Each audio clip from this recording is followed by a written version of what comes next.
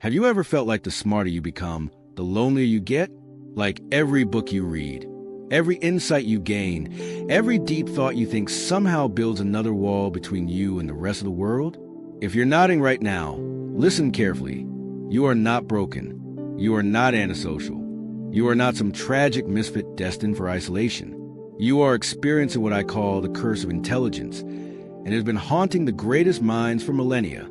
Before we begin, I want you to hit that subscribe button and turn on notifications so you never miss a video that speaks directly to your mind and to your soul. Here's what nobody dares to tell you. Intelligence doesn't just give you knowledge, it gives you exile. The higher your intelligence climbs, the thicker that invisible barrier becomes between you and the masses. This is an intellectual arrogance speaking. This is a cold, hard reality of human psychology that has shaped history, destroyed relationships, and left some of the most brilliant minds dying alone and misunderstood. Think about this moment. When was the last time you tried to share a profound thought, a complex idea, or something that genuinely fascinated your soul, only to watch people's eyes glaze over like windows foggy in winter? When was the last time you felt truly understood in conversation? If you are among the thinking minority, those moments are not just rare, they are almost mythical. The ancient Greeks understood this curse intimately. They had a phrase, asterisk sophos monos asterisk, meaning the wise one stands alone. They grasped something our modern world has conveniently forgotten. Wisdom and social connection exist in perpetual, merciless tension. The more you see, the less others wish to look. The more you understand, the less people want to listen. The deeper you dive into the ocean of thought, the more everyone else's conversations begin to feel like puddles. But why? Why does intelligence, unlike any other human trait, extract such a devastating social price? The answer lies in what I call the mirror effect, and it will change everything you think you know about human nature. When you encounter someone physically stronger than you, what happens? You might feel impressed, motivated, perhaps even inspired to improve yourself. When you meet someone wealthier, you might experience envy, but also aspiration. These traits, while superior, do not threaten your fundamental sense of self. But when you encounter someone who thinks more deeply than you, now something entirely different occurs. Something uncomfortable. Something that cuts to the very core of human insecurity. A deep thinker doesn't merely present new ideas. They become a living, breathing mirror that reflects back the intellectual limitations of everyone around them. Their very presence becomes an uncomfortable revelation, showing others the depths they've never explored, the questions they've never dared to ask, the assumptions they've never had the courage to challenge. And human beings, we despise uncomfortable mirrors.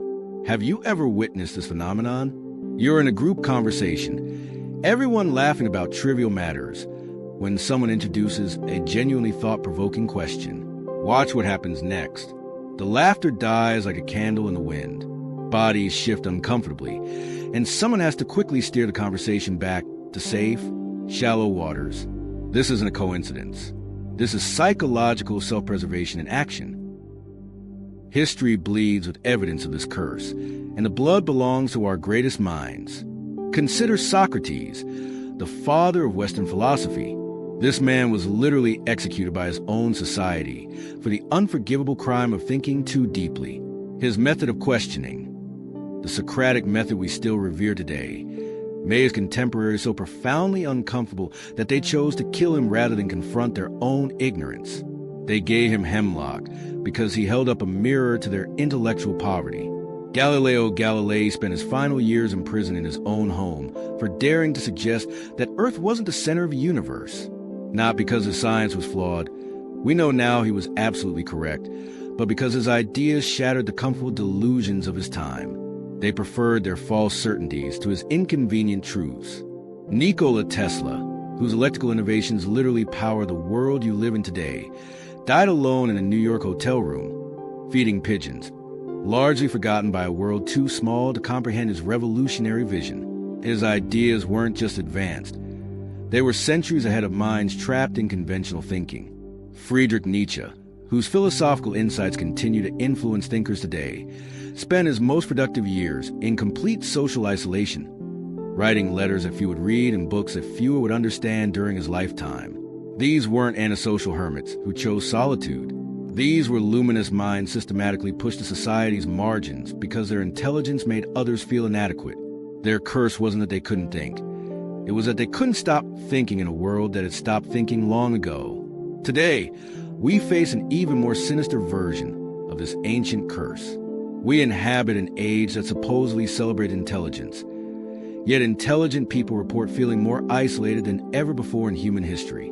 We possess more ways to connect than any previous generation. Yet deep thinkers find themselves drowning in oceans of surface-level content, desperately searching for anyone who craves intellectual engagement over mindless entertainment consumption.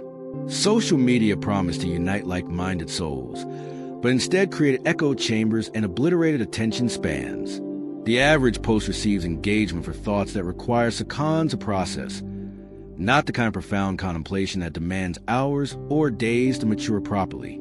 Try posting a complex philosophical question on any platform and observe how many responses it generates compared to a photograph of someone's breakfast.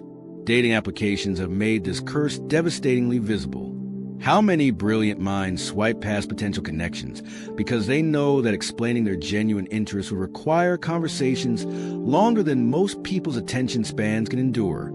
How many have dumbed down their profiles to avoid the dreaded label of being too intellectual or too deep? The very algorithms that govern our digital lives reward mediocrity and punish complexity. They're designed by and for minds that prefer the comfort of shallow thoughts to the challenge of deep ones. The professional world offers no refuge from this curse. In fact, it amplifies it mercilessly. In most corporate environments, being the person who asks probing questions or challenges conventional wisdom isn't rewarded. It's punished with bureaucratic precision. You become labeled as difficult, overthinking, or that most damning professional epithets. Not a team player. Your colleagues begin avoiding you in meetings like you carry some intellectual plague. Your managers perceive you as a threat rather than an asset. Intelligent employees find themselves trapped in a soul-crushing dilemma. Suppress your intellectual gifts and slowly die inside, or express your true thoughts and risk professional exile. Many choose a third path, escape. They become entrepreneurs, freelancers, or spend years searching for the rare organizations that actually value deep thinking. But even in these havens, they often discover themselves working in isolation, their minds too sharp for collaborative comfort. This isn't merely about career advancement. This is about the slow strangulation of the human spirit. When you spend 40-plus hours weekly in environments where your authentic intellectual self must remain hidden, where does that leave your soul? You return home each evening drained, not from productive labor, but from the exhausting performance of intellectual mediocrity. And then society expects you to somehow find energy to pursue the deep connections your spirit desperately craves. Perhaps nowhere is the curse more painful than in intimate relationships. How do you explain to a romantic partner that you need intellectual stimulation like others need physical affection? How do you communicate that surface-level conversations don't just bore you, they actually cause you psychological distress? The intelligent person's romantic life becomes a series of compromises. You learn to bite your tongue when your partner expresses opinions you find intellectually shallow.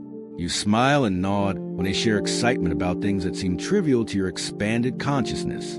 You slowly, quietly die inside as you realize that the person you love most may never truly understand the person you actually are. Many intelligent individuals end up choosing between love and intellectual authenticity, and both choices lead to profound loneliness. Choose love, and you spend your life intellectually starved. Choose authenticity, and you spend it romantically isolated. The curse extends its claws into friendships with equal viciousness. While others collect friends like social media followers, the intelligent person struggles to find even one or two genuine intellectual companions. You attend social gatherings and feel like an anthropologist studying an alien culture. Conversations revolve around television shows, celebrity gossip, sports statistics, or other forms of mental junk food. When you attempt to steer discussions toward meaningful topics, art, philosophy, science, literature, the mysteries of existence itself, you're met with blank stares or polite topic changes. The result? Most intelligent people maintain extensive collections of shallow acquaintances while desperately craving just one deep friendship. They become experts at code switching, presenting a simplified version of themselves to navigate social situations while their authentic selves remain hidden, unexpressed, and profoundly lonely. Here's what society fears most about intelligent people. They ask questions, not just any questions, the dangerous ones, the ones that challenge the foundations everyone else takes for granted, the ones that expose the arbitrary nature of social hierarchies, religious doctrines, political systems, and cultural norms. Arthur Schopenhauer understood this better than perhaps any philosopher. He wrote, "All truth passes through three stages. First, it is ridiculed. Second, it is violently opposed. Third, it is accepted as being self-evident." But notice what he's really saying here. Society doesn't just ignore new truths, it actively fights against them. There's a violence in this opposition that goes beyond mere disagreement. Why violence? Because when an intelligent person asks the right questions, they don't just challenge ideas, they threaten power structures. Every society, every culture, every institution depends on certain assumptions remaining unquestioned. The moment someone starts pulling at those threads, the entire fabric begins to unravel. Think about what happened to Giordano Bruno. This Italian philosopher and mathematician didn't just suggest that the Earth wasn't the center of the universe. He proposed that the universe was infinite, filled with countless worlds. For this crime of thinking beyond the accepted boundaries, the Catholic Church burned him alive in 1600. They didn't just disagree with his ideas. They eliminated the person who dared to think them. This isn't just about religious or political power. There's something deeper happening here, something rooted in human psychology itself. When intelligent people challenge accepted wisdom, they force others to confront a terrifying possibility, that everything they believe might be wrong. Most people build their identity around their beliefs, their religion, their politics, their understanding of how the world works. These aren't just opinions to them. They're pillars of their psychological foundation. When someone comes along and demonstrates that these pillars might be built on sand, it creates what psychologists call cognitive dissonance, a state of mental discomfort so intense that people do almost anything to resolve it. The easiest way to resolve this discomfort? Eliminate the source. Not necessarily physically, though history shows that's always an option, but socially, professionally, emotionally. Marginalize the questioner. Make them irrelevant. Turn them into a cautionary tale about what happens when you think too much. Consider what happened to Ignaz Semmelweis, the Hungarian physician, who discovered that hand-washing could prevent deaths in maternity wards. His data was overwhelming. Death rates dropped from 18% to less than 2% when doctors wash their hands. But instead of celebrating this life-saving discovery, the medical establishment destroyed him. They couldn't accept that their practices were killing people. So they attacked the messenger. Semmelweis was ostracized, lost his job, and eventually died in a mental asylum, broken by a world that preferred comfortable ignorance to uncomfortable truth. Modern society has created a clever trick. It claims to value intelligence while systematically punishing actual intelligent behavior. We celebrate Einstein now that he's safely dead and his ideas are no longer threatening. We admire historical figures like Leonardo da Vinci because their Renaissance questioning can't challenge our contemporary assumptions. But try being a living, breathing, questioning Einstein in today's world. Try challenging fundamental assumptions about economics, politics, social structure, or even scientific orthodoxy. Watch how quickly you're labeled as a conspiracy theorist, a troublemaker, or simply crazy. We love intelligence as a historical curiosity, but we fear it as a present reality. We build statues to dead philosophers while ignoring living ones. We celebrate past revolutionaries while suppressing current ones. We've created a society that worships the idea of intelligence while punishing its actual practice. Intelligence doesn't just change how you think. It transforms how you experience reality itself. You see patterns others miss. You anticipate consequences others ignore. You grasp implications that sail over most heads like philosophical aircraft. This expanded awareness becomes its own form of isolation. You watch friends make obvious mistakes and know that warning them will only label you as negative or superior. You observe society repeating historical errors and understand that pointing this out makes you a killjoy rather than a prophet. You see through comfortable illusions that others depend on for psychological stability. The intelligent person becomes cursed with a kind of social clairvoyance, able to predict how conversations will unfold, how relationships will develop, how social dynamics will play out. This foresight doesn't make you feel superior. It makes you feel like a time traveler trapped in slow motion, watching preventable disasters unfold while being powerless to stop them. Every intelligent person eventually faces a fundamental choice that defines their entire existence: authentic solitude or inauthentic connection. You can choose to dumb yourself down, to hide your intellectual light under the bushel of social conformity. You can learn to laugh at jokes you don't find funny, to express interest in topics that bore you, to suppress the questions that burn your mind like intellectual fire. This path leads to social acceptance, but at the cost of spiritual death. Or you can choose authenticity, to express your genuine thoughts, to ask the questions that matter, to seek the depth that your soul demands. This path leads to intellectual fulfillment, but often to social isolation. Both choices exact their price in loneliness, just different forms of it. But here's what I've learned through decades of intellectual solitude. There's profound freedom in accepting this curse as a gift. When you stop trying to make yourself smaller to fit into others' limited worlds, you discover the vast expanses of your own mind. When you cease apologizing for your intellectual appetites, you begin to feast on the banquet of human knowledge. When you embrace your magnificent isolation, you find that loneliness transforms into solitude, and solitude becomes a sacred space where your greatest thoughts are born. The curse of intelligence isn't really a curse at all. It's the price of admission to a higher form of human existence. Yes, you will be misunderstood. Yes, you will often walk alone. Yes, your mind will sometimes feel like a prison that separates you from simpler souls. But you will also experience beauty that others cannot see, understand truths that others cannot grasp, and touch the infinite mysteries that make existence meaningful. You will live a life of depth in a world obsessed with surfaces, and that, my fellow sufferer of this beautiful curse, is not a tragedy. It is a triumph. For in the end, it is better to be alone with profound thoughts and surrounded by people who fear the very depth that makes you magnificently, irreducibly, authentically you. So if you ever felt like your thoughts are too deep for small talk, or your mind too awake for a sleeping world, then don't just scroll past.